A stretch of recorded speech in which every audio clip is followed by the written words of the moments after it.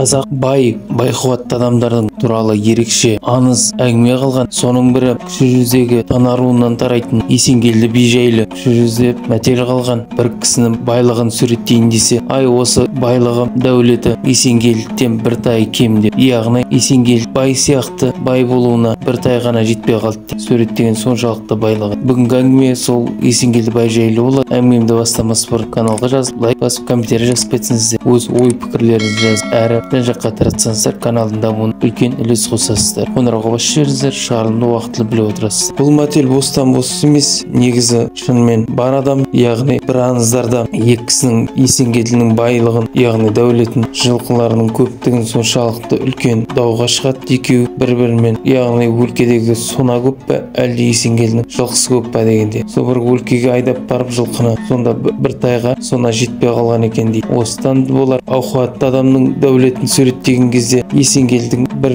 тай кем деген ұғым пайда болуы. Есенгелді өз заманының беделді бай-қуатты адам болған. Кіші жүз соның ішіндегі тана руынан тарайды. Ол жайлы Есенгелді туралы және оның ұрпақтары жайлы талай шығармашылық кітаптарда кездеседі. Соның бірі атақты Дальдың повесінде Беки и Мауляна деген, және Есенғалиевтің Зерлі тон, Хамза Есенжановтың Жүнісовтер трагедиясы, Әбіш Кекілбаевтың Шандос шығармасында кездеседі. Есенгелді өз заманында байда бай-қуатты әрі ел тағдырында шешуші рөлдердің бірін атқарған, яғни Ресей империясы мен Қазақ хандығының шекараларын белгілеген кездердегі комиссиялардың бір мүшесі болған. 1823 жылдар сол комиссияға кірген. Онымен бірге Шерғазы хан және Жетірудан Сұлтан Медетқали Тұрдыұлы және Әлімұлынан Темір Ералыұлы және де Байұлынан Старшын Есенгелді Жанмырзаұлы комиссия мүшелері болған. Яғни қазақ-орыс арақатынасын белгілеп шекараларды түзеу мәселесі шешілген. Есенгелді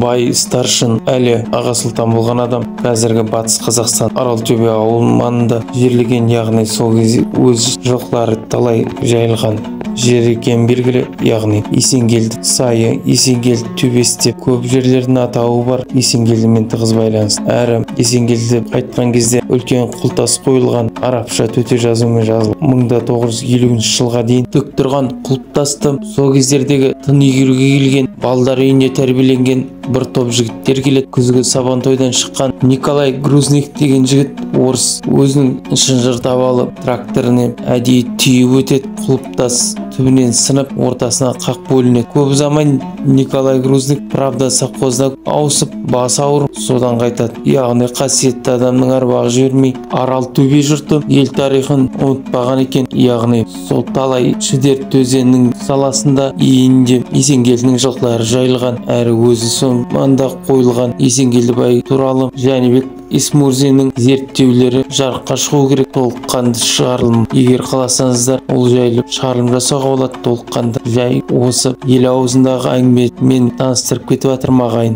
Әр қазақ осы Есенгелді де бай болсын, бай-қуатты болсын, еліміз аман, жұртымыз тыныш болсын. Каналды қолдап, лайк басып, комментарий жазып кетсеңіздер, өз ой пікірлеріңізді және басқа да тұлғалар жайлы білгілеріңіз келсе, әрі қоңырауды басып жіберіңіздер, уақытылы шығарылымды біліп отырасыздар. Толыққанды тыңдағандарыңызға көп